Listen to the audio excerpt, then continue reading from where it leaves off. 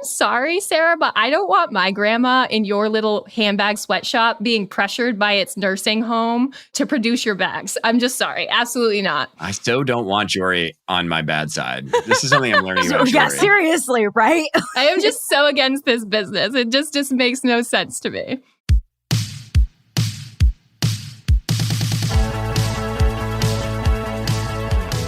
Hey everyone, and welcome to Another Bite, where we rewatch the most innovative and intriguing pitches from Shark Tank. I'm Jorie, and I'm joined by Ariel. Hi everyone. And Jon. How's it going? Nostalgia. Is there anything that sells products more than nostalgia? Don't answer that, Jon. It was rhetorical. Today, we've got 3 products that will take you back in time, from road trips with the family to homemade gifts from grandma. But first, I'll take you back in time, before there were streaming services and premium packages, all with an ad. You're welcome. You know it, we know it. Next year is creeping up quick. If you want to win inside your niche in 2024, you need tech that puts you in the pilot seat. The new HubSpot Sales Hub will help you close out the year strong and kickstart your success in 2024. Teams can collaborate on every inch of the customer journey and keep operations running smoothly with comprehensive prospecting workspace and powerful sales analytics tools that keep data connected across teams. And with over 1,400 integrations, there's a ton of ways to mix in new features. So finish out Q4 strong and gear up for the new year with HubSpot Sales Hub. Learn more at hubspot.com/sales. So first in the tank, we have Autio. And Autio comes to us from founder Woody, who is seeking $1 million for 5% of his company. Whoa. So we are walking out of the gate with a $20 million valuation, which is bold. Great episode to start with. So Woody's product is Autio, a mobile personal tour guide. So let me walk you through this. The problem that Woody and his product is trying to solve is that, you know, when you're on road trips and you're driving through a town and you have a lot of questions about where you're traveling through, what that landmark is, why was that building so cool, and wouldn't it just be nice to have a personal tour guide answer all of those questions for you? Well, now we have Autio, which is a mobile audio entertainment app that uses geolocation to trigger location-based stories that tell you all that local information and things about the local landmarks that you might otherwise not know. You know when you're on a road trip and your dad just pounds you with useless information and just bores the heck out of you? As all dads do on road trips. Well, now you could have more of that through an app, but instead of your dad, it could be Morgan Freeman. Everything is better with Morgan Freeman, though. So you went from not selling me on it to like amazingly selling it. I'm selling it. I like this app. I like this idea. I think it's actually a really great idea, and I think it's executed extremely well. So I, right from the gate, was very excited to hear the negotiations play out here. I mean, he is asking for a big investment. $1 million is a lot on the Shark Tank, and especially for only 5%. But I think he was justified in asking for it. I think it's pretty cool. I think he's got a good product. No, not justified in asking Totally justified. for it. Pray tell. Why not? Well, the 20 million is just so difficult for me to wrap my brain around because it's just a standalone product. Now, if he was coming in saying, I offer a suite of audio offerings for things from storybooks to like story time to like tours or like lore guides as you're driving through on road trips, I think I would be more inclined to give that much for that valuation. But as someone who enjoys road trips, here's the problem with it. The GPS tracking, I think it's just so finicky to focus on because like, what if there's some areas where you don't have that turned on? Do you really want your location data to be passed back in the same way that we have things like Google Maps or Waze or Apple Maps just for like storybook telling on the road? Yeah. I think the concept's there, execution's off, so I am out. Ariel. So you think it's a data privacy issue? People don't care about this sort of data privacy stuff. Apple has invented this data privacy thing in a way so that they could cut out all the ad networks so they could make all the money on the ad networks. They basically said, oh, don't let these people track your data so they can't serve you ads. And everyone shut it all off because they made privacy a big deal. And then they went around and launched an ad network. I don't think the average person actually cares if their location data is shared with the apps that they use. Just my take. Fair. The other part of it too, Jon, that you hit on is the ad network piece. And I think that was missing for me too. There's not really any opportunity in this model to monetize and to actually make it scalable. Now, this is a good discussion. Yeah. This is a really good discussion to have. So let's dig into how this business actually works. You get 5 free stories. Then after you've used these 5 free stories, you have unlimited stories for $36 a year. It's basically like a couple of ways you can monetize your app or your web property. One way we are most familiar with is advertising, right? To get paid on advertising as an app, you need to have a really big audience with really high usage. Like that is actually the key to an advertising business model. You need to have lots and lots of people who want to use your app, and they need to use it a lot, because the more you serve ads on your app, the more money you make. So if you want to make a lot of money, you need lots of people to use it. There's another way that you can monetize your app, and that would be more of a subscription model, like a Netflix, for instance, right? And for that, you need a big audience and you need high perceived usage. You need people to believe like, I should subscribe to something that's going to bill me every month because I'll probably watch television shows every month. And then there's kind of a third model, which is more of like an in-app payments model. In that model, somebody would say, let's hit a paywall, and they would just pay an app basically to get access to more stories.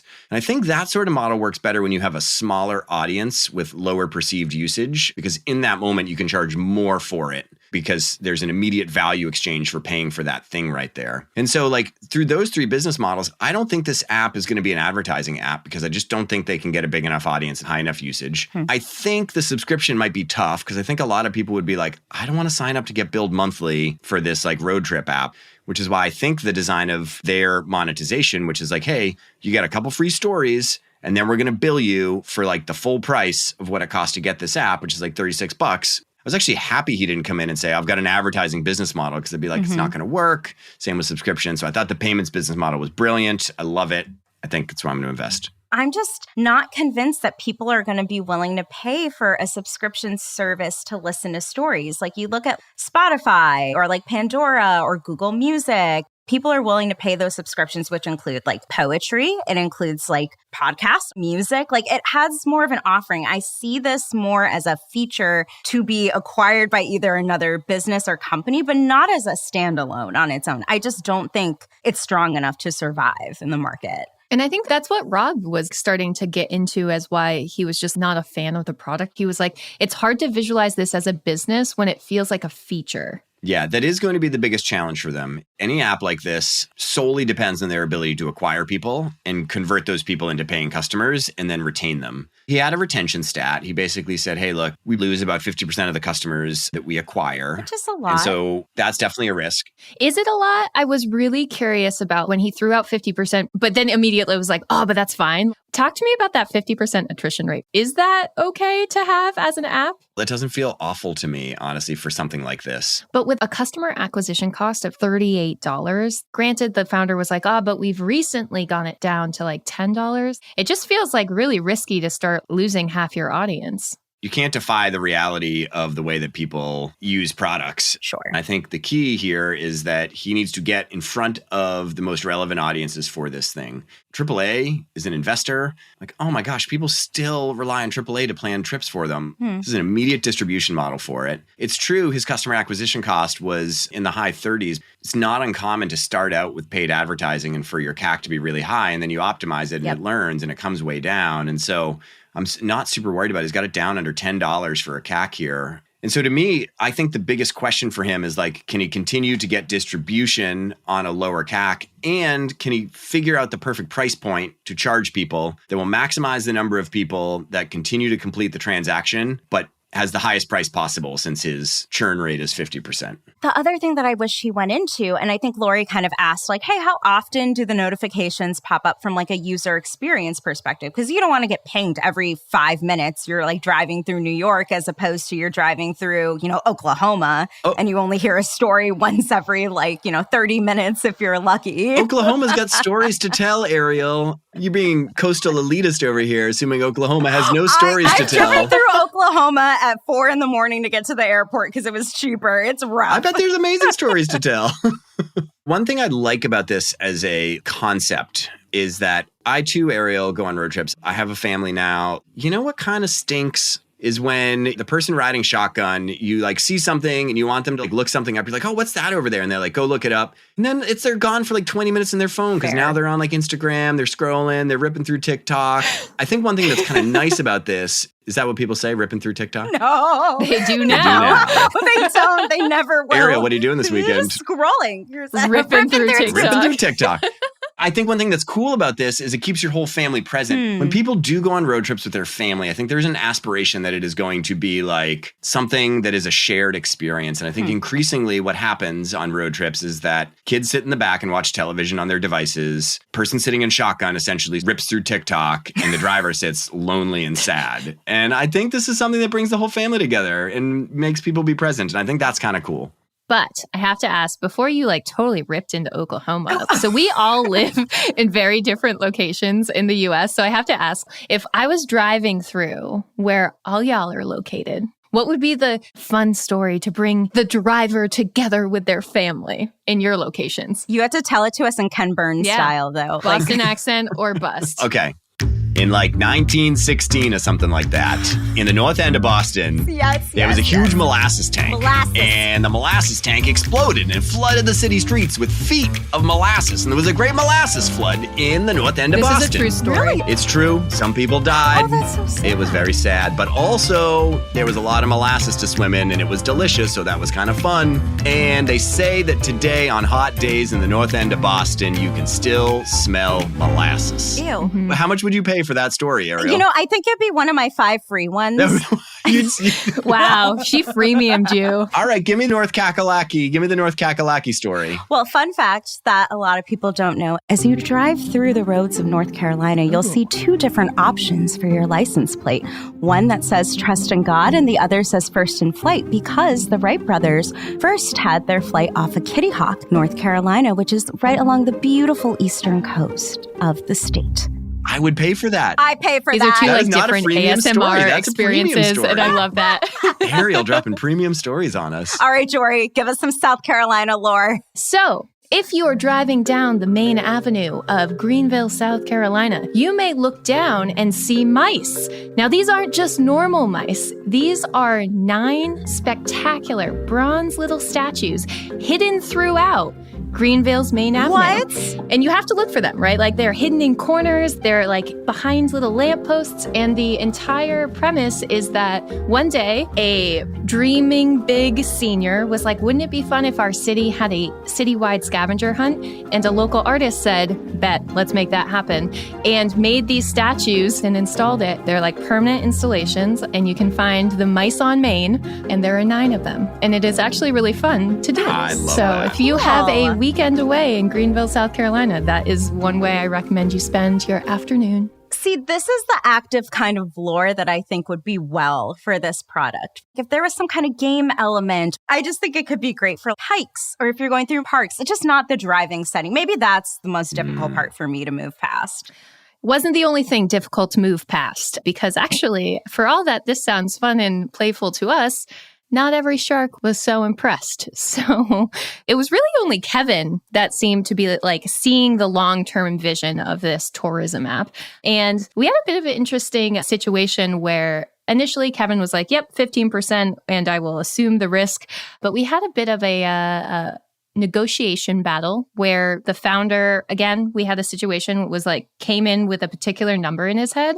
But I don't think I've ever seen a founder be so set on keeping it so low and just like being absolutely inflexible, because we all know, you know, you come in with 5%, you're probably trying to give away less than 30%. But really, this owner was like, I can maybe meet you at 6.5 as a compromise, but no higher. And it was just like, oh, have you watched the show before? Yeah. Unfortunately, no deal was made. Anytime we see a tech company come on Shark Tank, you're like, ooh, I bet the economics are going to be really tough to pull off with the way the sharks do this thing. You know, it kind of stinks for the founder because Mr. Wonderful wanted to do the deal, but for him to do it at a value that Mr. Wonderful would accept basically would have meant that all of his previous investors are either like screwed over because their shares are worth way less now, or he would have to give a bunch more shares away to his previous investors to kind of make them whole. They call that a down round. And you don't really want to take a down round unless you really need to. Although like right now in the world of tech, by the way, there's a lot of down rounds happening. It's pretty common. Oh, I can imagine. It used to kind of be viewed during the free money period as like a black mark on a company or whatever. And increasingly it's like, no, it's pretty common now. Companies are taking down rounds because they don't really have a choice because valuations were so overinflated during the stimulus period. That makes sense. Now, this was relatively a new episode, so it aired in November 2022. And even though there was no deal, the company did experience an influx of new subscribers. So it got that clout, even if it didn't get that deal. And since airing on Shark Tank, they have been featured in Forbes, the New York Times, Outside, and TechCrunch. So very much still a company, very much still building steam and, featuring local stories to an app near you. Yeah, maybe I'll eat my words, and next time I'm driving through Oklahoma, I will have the most robust guide available. You should narrate the stories going through Oklahoma. You're passing Tulsa, Oklahoma, the home of where people eat their words. Zing!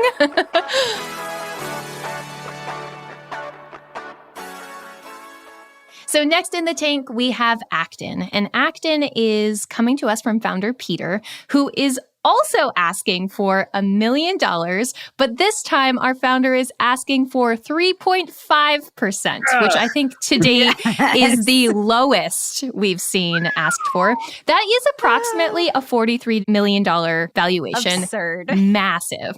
And, it's interesting because we're given this company ACTON, but actually the product that they're positioning is Rocket Skate. So it's like motorized hoverboards for your feet, like Segways for your feet. Yeah, they're Segways for your feet. Yeah, they look like little They're not stints. hoverboards. Hoverboards would be... Yeah, Segways for your feet. Segways for your feet. Okay, so they run up to 10 miles an hour, go as far as 10 miles in a single charge, and thankfully, communicate wirelessly to maintain the same speed. And I hadn't even considered the implications of that until the owner was like, don't worry, they definitely go at the same speed. And I was like, new fear unlocked. Yes. Yeah, totally. So thinking about Rocket Skates, ACTON, and our ambitious founder, what are our initial thoughts? My whole goal is to be a rational economic actor in almost every case. Okay. I heard the term rocket skates and that all went out the window. I don't care that he wants $43 million valuation. I am in. The future is here, everybody. Get yourself some rocket skates. And blast off. Is it here, Jon? So these bad boys retail for $500, $600, and $700. No. Definitely not your day-to-day purchase. Is this something, Jon, that you're trying to get for commuting into work? What is your use case here? My use case is so my neighbors will truly and finally consider me the coolest guy in the neighborhood. Yes, right? I'm a walker. Fair. I like to walk. I walk to the grocery store. I walk to get dinner. I walk to all sorts of other places. And I could imagine rolling instead of walking. Okay. So you don't walk for the health benefits. You walk to transport yourself. Both. And you want to automate that. I want to look good. I want to rocket skate. I want to blast off. I don't know. Okay. I was very much into when electric scooters came out. So I understand having transportation, whether that's the longboarding or even I had friends that did unicycles that were motorized and would ride them. Rocket skates are cooler than unicycles. And I think, yes. No. Yes. So I work in adult education, right? That is what I do in my day-to-day. Mm-hmm. I make it so that people understand how to use a product really well. Let's go off, Jorie. And so here's the thing. The first tenet of adult education is you can never assume that a concept is so simple that anyone in your audience can get it. And again, this might be chalked up to an audience issue, right? You could say who we are marketing towards are the adventurous type, which I think the founder starts to get into. But the problem with that is if you're going to make the argument that this is so intuitive, you actually have to be careful about where on the adoption curve you're falling because, some things are intuitive if they are entrenched so much in the culture that reasonably you could assume that through socialization, someone could kind of get how to work something. It's like if you just gave someone a bike, but people have seen people ride bikes, right? Rocket shoes is not the same. We are still very much at the early part of the adoption curve. So when you're there, you have to assume that nothing is intuitive to your user. And we see this a little bit actually play out where they roll in and they've clearly been on these before, so it looks easy.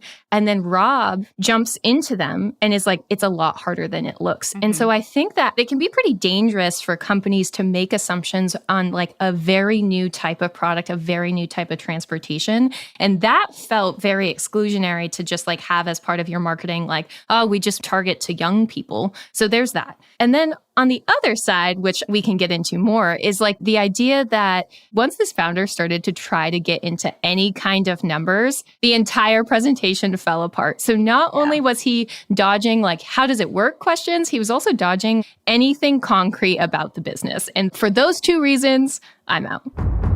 He was rocket skating around any questions that asked for specifics. It felt like he was doing rocket science to dodge some of the questions he was being asked. This is the hard thing about this pitch. You were right. It looks actually like there's a real learning curve for this product. The market is probably quite small. The numbers don't come anywhere close to justifying that valuation. So it's totally irrational, but it's rocket skates. And that's why I'm so in on it. I don't know. I can't like get over it. I'm just like, okay. I think it was interesting too that they did touch on the multiple rounds of funding. To your point, Jon, they're coming in asking for like a 40 million valuation. At what point is it a red flag if you have too many cooks in the kitchen? The truth is, I think it can be absolutely fine to take money from lots and lots of people as a business. But I think the downside of that is you don't end up having any investors who are deeply committed to your business. And one of the reasons you take money from investors is not just because you need cash to scale your business, but you need some sort of value that they offer, be it connections, experience, expertise, knowledge, all those things. And so he did $1.5 million in sales last year. He's forecasting $10 million, but a forecast is just made up. You basically have to evaluate on that $1.5 million. I bet the margins are very low because I bet they're actually pretty expensive to make at the scale that he's at right now. And so it's pretty tough to imagine a world where an investor at a $43 million valuation will get any money back. And it wasn't that he was asking for more investment after seed rounds that got me a little concerned. It's that he couldn't remember his valuations from previous seed rounds. The sharks would start to throw out numbers and he'd be like, somewhere around there. But that was for like literally every single number they asked for him to define, right? They were like, what's the cost to make? And he's like, maybe around 40%, but I'm on Shark Tank, so I'm not going to tell you. And then how much have you taken in investment? Well, somewhere around there. He could never actually be concrete with the numbers. To Lori's point, it's like either you didn't prepare for this presentation and you don't want it enough, or you're kind of not actually paying attention to what's happening at your own business. And that's a different type of red flag. I feel like when I was working more in the startup space, it was not uncommon for startups not to want to reveal too many details about their economics publicly. You don't want to reveal essentially, what sort of multiples a particular investor did. And you want to kind of keep some of that stuff secret because oftentimes for hyped up startups, an investor will overpay for access to the funding round and they don't want to be made to look like a fool. So you kind of protect some of those details for them. But like this is a rocket skate company. To invest in a company like that, especially on Shark Tank, you need to know how much these cost to make, whether those costs are going up or going down, how reliable your manufacturing is, what sort of scale you can get to. The questions that sharks all asked, which were the right questions, are like, you're forecasting you're going to do 10 million in sales. Do you even have the capacity to actually produce all those skates? And do you have the money to fund producing those skates? Because you probably need like $7 to $8 million of capital just to actually like fund the production of those skates.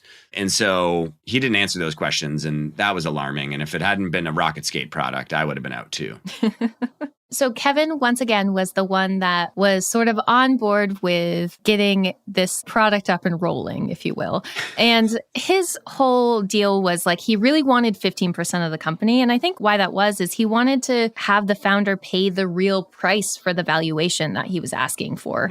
It's rare to hear this tactic of like really paying up to your true valuation being as part of the show. But the founder, once again, kind of dug in their heels and was like, it's a big jump from what I'm asking, which his negotiations were anywhere between like 6 and 8% of his company. So ultimately, when Kevin like held the line at 15%, once again, we had no deal. Now, Jorie, this pitch was 8 years ago, and I am yet to see anybody rocket skating through my neighborhood, including myself. So glad you asked, John. So actually, this company's very much around. So they've rebranded to ACTON Global. And unfortunately for your rocket skates dreams, John, they actually no longer sell electric skates. Oh, no. But they are now focused on selling electric bikes and scooters. Oh, Something you don't have to reinvent how to ride. It looks like they're trying to have charge stations in over 100 cities globally. So ACTON is very much still around. It's just in a different form.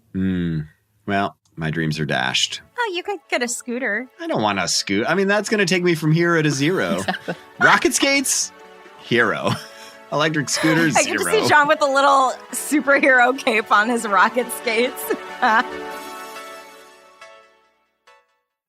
All right. So last in the tank, we have Sarah Oliver handbags. And this product comes to us from founder Sarah, who is asking for $250,000 for 20% in her business, which is a $1.25 million valuation. And the product that Sarah is selling us is all hand knit, made with love and care in the USA handbags. Now, this business comes with a unique business model. These are bags specifically made by a group of senior citizens. She calls them her pearlettes, and they are members of Sarah's local retirement community. And this is a huge selling point of Sarah's company because, you know, who better to make her handbags than those with a passion for knitting? And they really posit these pearlettes as the backbone of a business whose passion and nimble fingers really make this company so wonderful. So, you know, pearlettes are a huge selling point and honestly seem like the real product here.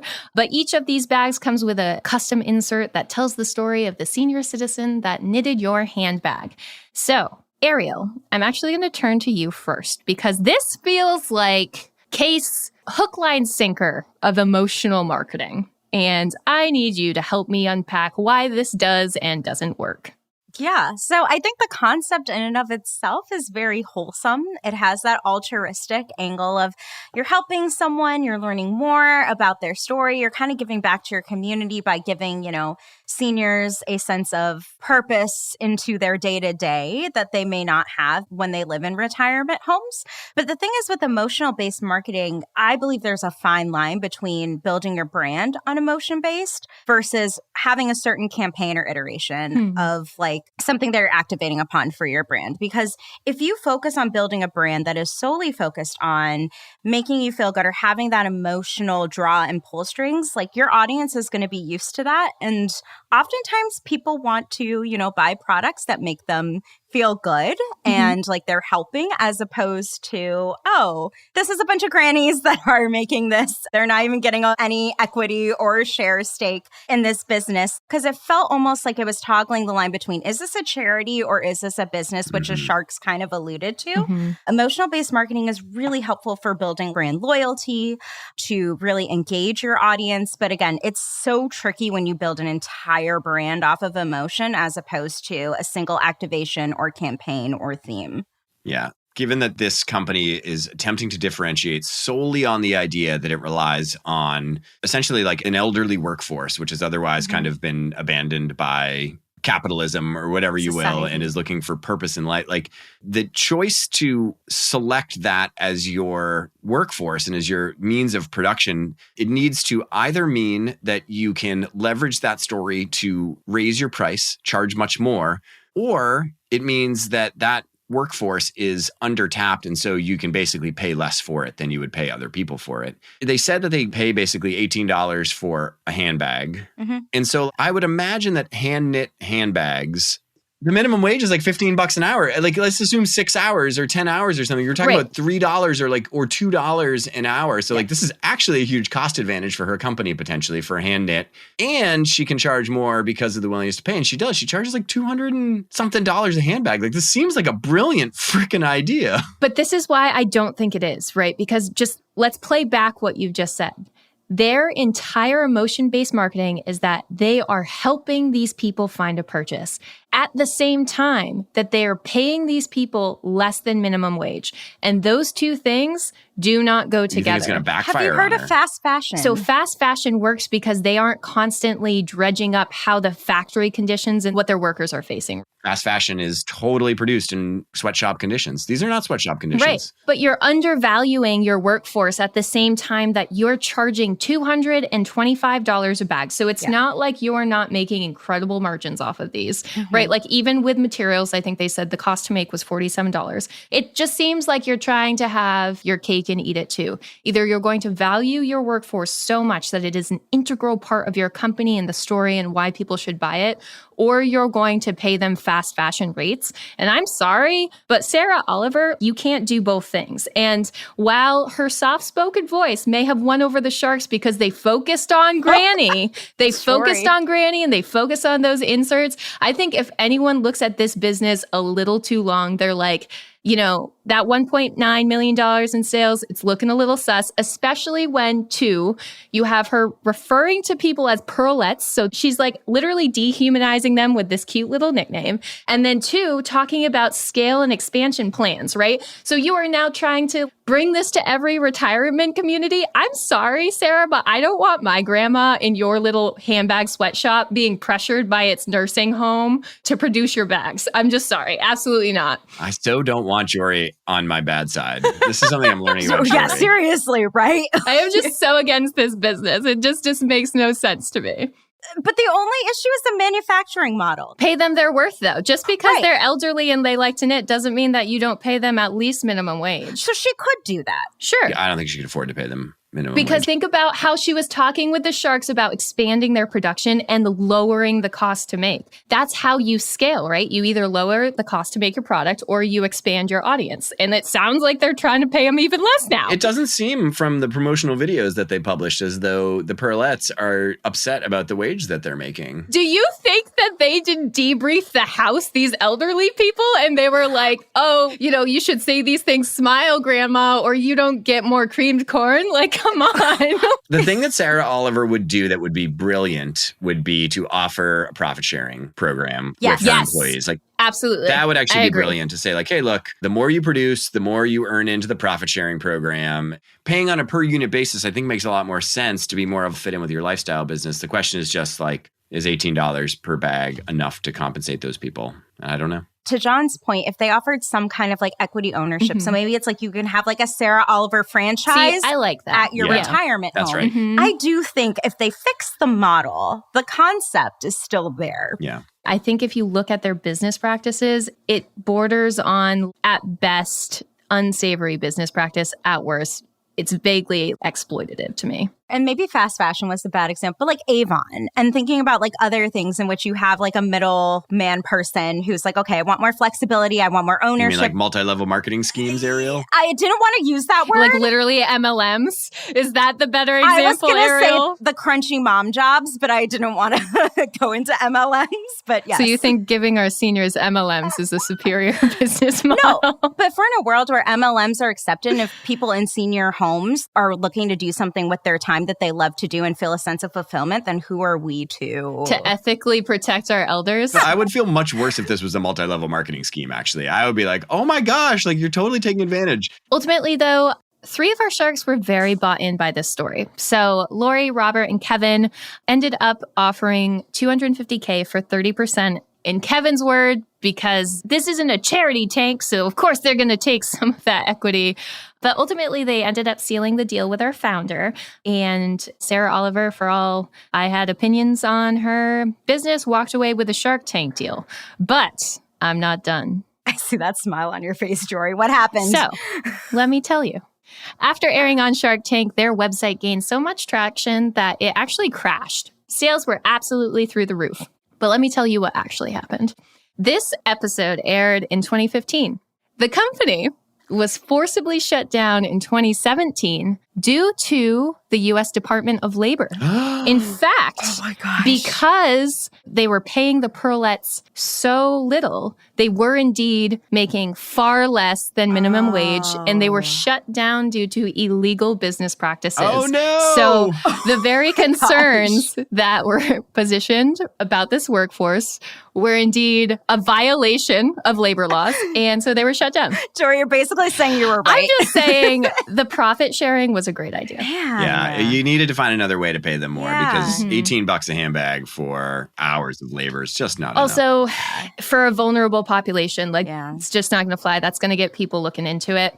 So, okay, we have 3 businesses: Autio, ACTON, and Sarah Oliver handbags.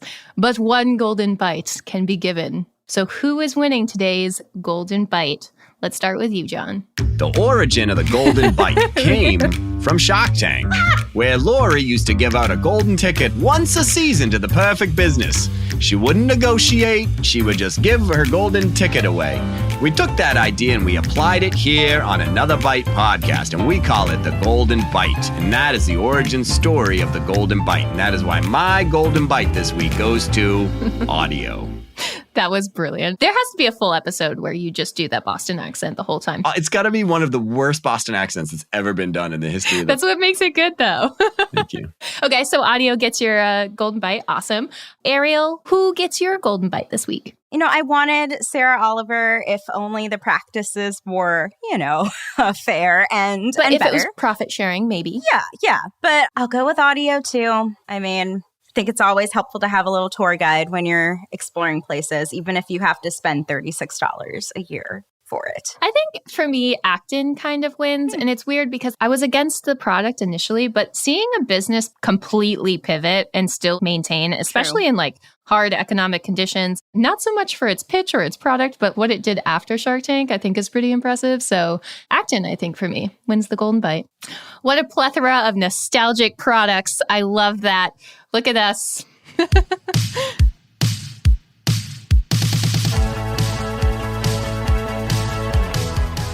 Today's episode was written and produced by my favorite human being, Matthew Brown. Additional support comes from Melanie Romero and editing from Robert Hartwig. Have you subscribed to the show yet? I mean, of course you have. You wouldn't listen all the way through like this and not be subscribed already, right? Right? Yeah, I knew you would be because you're my favorite subscriber. Okay, that does it for me. See you next week in the tank for another bite.